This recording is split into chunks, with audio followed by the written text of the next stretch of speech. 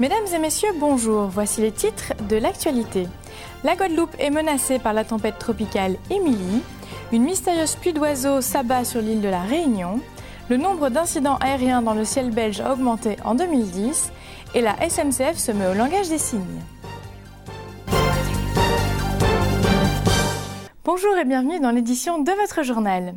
La Guadeloupe est classée depuis mardi matin en alerte cyclonique orange suite à la transformation de l'onde tropicale qui est née dans l'Atlantique en tempête tropicale Émilie. La tempête se situe dans la mer des Caraïbes au sud de Basse-Terre et des rafales de 100 km/h sont attendues selon les services de Météo France. La préfecture de la Guadeloupe a mis en place une cellule de crise à Basse-Terre, a déclaré Philippe Jamouillet, secrétaire général de la préfecture. La population est appelée à limiter ses déplacements. De fortes pluies sont attendues en fin de nuit et début de matinée selon un communiqué de Météo France. Les pluies les plus importantes sont prévues à l'arrière du centre dépressionnaire, toujours selon les prévisionnistes. Les communes du sud de Basse-Terre et de la côte sont particulièrement concernées. La tempête tropicale Émilie devrait poursuivre sa route vers la République dominicaine et Haïti à une vitesse de 30 km/h. 7 mois quasi jour pour jour après la pluie mystérieuse d'oiseaux morts aux États-Unis, le même phénomène est observé en France sur l'île de la Réunion. C'est dans la commune de Saint-Benoît, sur la côte nord-est de l'île, qu'une famille a découvert 61 volatiles gisant dans le jardin. Le journal précise que 3 espèces d'oiseaux exotiques se trouvent parmi les victimes, des béliers, des moineaux et des cardinaux. L'accident reste pour le moment inexpliqué, mais la direction des services vétérinaires de l'île doit procéder à des analyses. Au début du mois de janvier, le même phénomène s'était produit à 2 reprises aux États-Unis. L'ampleur du carnage avait alors été beaucoup plus importante. 5000 oiseaux avaient été retrouvés morts dans la ville de Baby, en Arkansas, ainsi que près de 100 000 poissons. Quelques jours après, environ 500 volatiles s'étaient effondrés en Louisiane.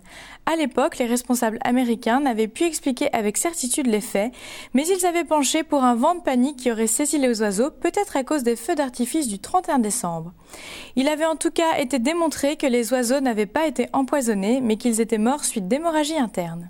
Le nombre d'incidents constatés dans le ciel aérien belge est en augmentation en 2010, mais cela ne signifie pas une diminution de la sécurité pour autant, selon Belgocontrol, l'entreprise publique chargée de la sécurité de l'espace aérien belge, selon le secrétaire d'État Étienne Scoop. En 2010, 189 incidents impliquant des avions ont été signalés dans l'espace aérien, soit nettement plus que les 97 de 2006, les 107 de 2007, les 121 de 2008 et les 99 de 2009. Cette augmentation n'indique pas une diminution du niveau de sécurité chez Belgocontrol, mais une systématisation et une simplification des procédures de notification des incidents. Elle indique une meilleure transparence des opérations de Belgocontrol, ce qui est une condition pour améliorer la connaissance des causes d'incidents et d'apporter des améliorations. Belgocontrol reste ainsi largement en dessous de la norme de sécurité déterminée dans le contrat de gestion, a assuré le secrétaire d'État, rappelant qu'un incident est presque toujours le résultat d'une combinaison de différents facteurs, les équipements, les procédures, les contrôleurs aériens, les pilotes, le personnel au sol et leur interaction. Durant la période 2006-2010, aucun contrôleur du trafic aérien n'a été suspendu en Belgique pour un cas de négligence, comme le fait de s'endormir ou d'être en état d'ivresse. La SNCF expérimente un nouveau service dédié aux sourds et malentendants pour les aider à préparer leur voyage au mieux. Il permet la mise en relation du voyageur avec un interprète par webcam via un centre relais pour communiquer en langue des signes. Quelle que soit sa déficience auditive, un voyageur sourd ou malentendant a ainsi la possibilité de préparer son voyage dans les moindres détails de chez lui en se rendant sur le site internet le www.voyage-sncf.com. Il peut alors entrer en contact via un centre relais avec un interprète et ainsi acheter un titre de transport et réserver le service gratuit Accès Plus, qui est une prestation d'assistance des voyageurs handicapés.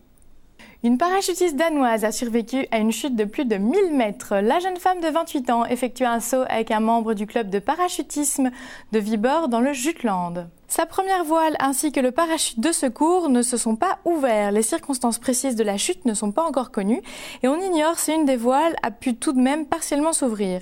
D'après la police, la femme était consciente à l'arrivée des secours. La victime a été emmenée à l'hôpital d'Aarhus. Ceci referme notre journal. Je vous remercie pour votre attention. Je vous rappelle que l'information touristique continue sur notre site internet, le www.libertytv.com/tv. Quant à moi, je vous laisse sur des magnifiques images du Costa Rica. Belle évasion sur Liberty TV.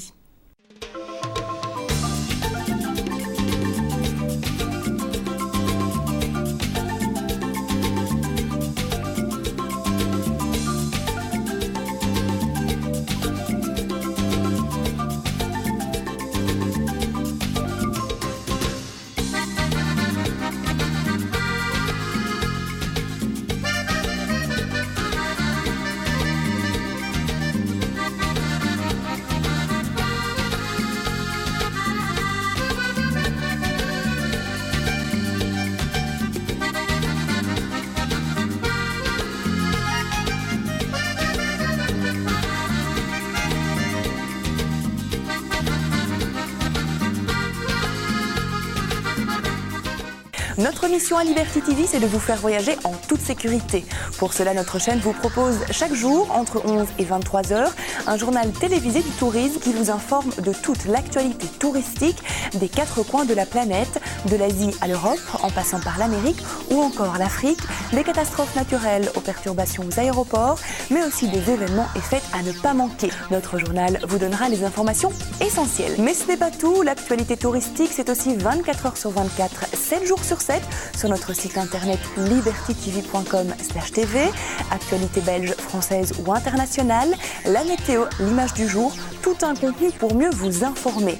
Les rendez-vous sont donc pris en télévision, c'est notre journal du tourisme chaque heure et chaque jour, entre 11 et 23 heures.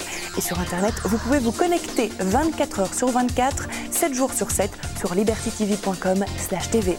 Ne l'oubliez pas, Liberty TV, c'est votre télé des vacances.